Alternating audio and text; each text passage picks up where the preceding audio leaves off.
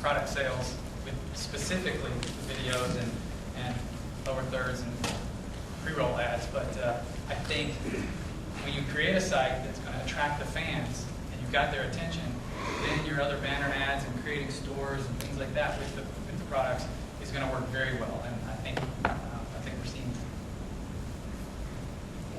that. Viz is actually using the platform to obviously cross-promote DVD and manga sales.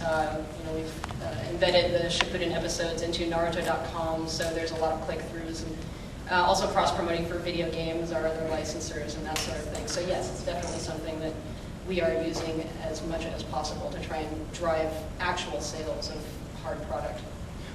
And let me just jump in and add additional note. I think there's a lot of different distribution channels that you can get the content, but the one that the fan relates with the most is going to be able to drive the best sales, drive the best lead gen. For example, we've done tests where we have the same content on Crunchyroll and YouTube, and Crunchyroll drives more click-throughs than YouTube. It's the same piece of content, but the reason is because the fan is so much more engaged in that environment, in that brand. They're anime fans. So I think it's all about building that brand recognition and then being able to drive directly from that versus making it more diluted. Okay. I wanted to actually jump ahead one question then, because it seems like we're getting on the topic. And Justin, I'd like you to start with this if it's okay. Speaking of advertising for these videos and for the web, what are the difficulties that go into selling ad space and getting ad providers and advertisements to actually make money off of the content that's given away for free? Well, there's two big ones. One is kind of special to anime. I'll start with the one that affects all video, which is that the economy is really the big problem. Internet ad sales are down this year for the first time in history. The reason for that is because everyone is suffering. There's simply not enough money to go around. And with video advertising on the internet specifically, when the economy went to hell, it was a new technology, it was seen as risky, it was untested. And now I think it's starting to slowly prove its worth, but you still have a lot of people in positions that are doing media buys at large companies who don't really get it yet. The problem that affects anime specifically is that one of the main ways of monetizing video content is known as the lower third. It's the little strip that appears at the bottom of a video that you have to click the box to get it to go away. Although a lot of people don't like them, it's one of the main ways to advertise with video. The problem is with anime, subtitles go down there. So once that little box pops up, your video is pretty much unwatchable for most of your viewers. So yeah, that's a huge problem. That, and it's just it's an immature market, and there's lots of compatibility issues with different platforms. It's things that will get sussed out over time. I just want to add, I think the different platforms are addressing that, especially with the lower third, because I think it works really well, but yet no one really likes it. Like Hulu, for instance, where they've inserted commercials, and so if the content creators will go to those network platforms who are trying out the different technologies and finding out what works, they'll be able to actually make a good return. I think generally my understanding is that people don't really mind the commercial interruptions on a Hulu show because they're in it for the long haul. They like the content. And then the same goes for some of the other networks that we work with. They'll, for original content, they'll do placements within the show. So that's a little tougher for anime, but I think they're finding that works. Pizza Hut. What's that? Pizza Hut.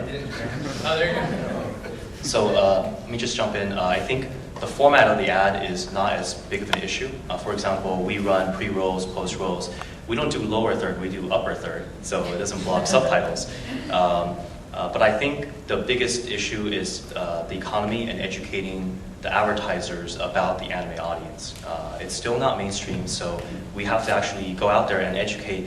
If you're selling ads against, say, Superman, everyone knows about that. They know, okay, this is the brand, this is what I can get with the audience that watches Superman, so now I can go sell my thing. For the anime, it's a little bit different, it's a little bit more niche. So you still have to educate them not just about what the passion of the anime fans, but also about what are they going to get and how much can they expect. So it's really all about just education. But I truly believe anime fans are completely passionate by the fact that they're attending AX, and they're willing to vote with their dollars. So it's all about the education process. Yeah, I'm extremely bullish on the value of these ads simply because the anime demographic is primarily a 50-50 male-female split at a young adult, high school, college age range. That market is possibly the most valuable market for advertisers, and it's one that they struggle with the most because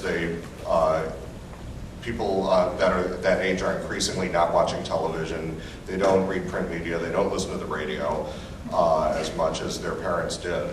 So those eyes have to go somewhere. Those ads have to go somewhere. And for companies like ourselves, Crunchyroll, and the like, to have those ads, have those eyeballs, will become quite a hot commodity, I think, going forward.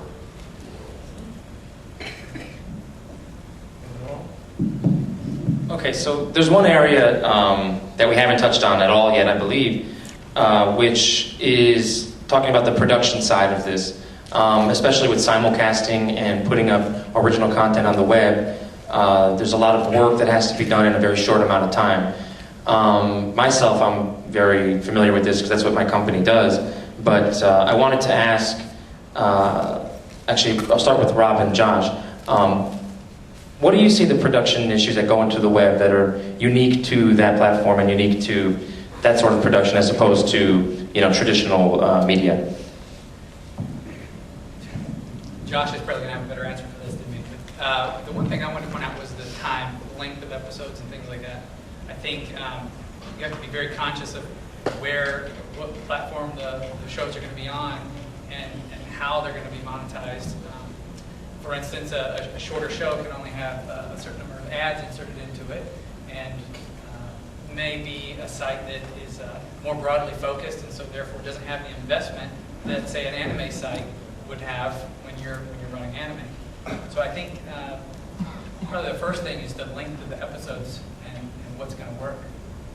Yeah, I would say the same thing. I mean, broadly, there isn't any big difference in the production of what you would see online as opposed to television. So, but kind of thinking about the content in a different way and formatting in a different way has been important that I've seen, because it's not because it is a young industry, and because people, the audiences aren't there quite yet as much as traditional distribution. I think that thinking about how to get the content to the audience, to the end user, in an innovative and effective way has been a challenge for a lot of the independent producers that we work with. And I wrote a note in here that I might chime in, so I think I'm going to chime in, even though I'm the moderator. I mean, day in and day out, I've been working on subtitles and translations that go up on the web for a lot of simulcasted shows. The big thing is it's the timelines, the deadlines. I'm not sure everybody realizes how short before the broadcast time in Japan that these shows are actually produced. You'd like to think it was done months in advance, but that's very rarely the case. Sometimes it's a day, sometimes it's 2 days. I'm looking at you, Kun. One day, Kelly said. It's happened before. Hours has happened before. If you're lucky, you can get a script ahead of time to get started. But that's basically the thing. It's very different because I've also, we've done DVD projects, and you kind of have all the material out. You can work from beginning to end, and you can get the all nice and shiny and ready to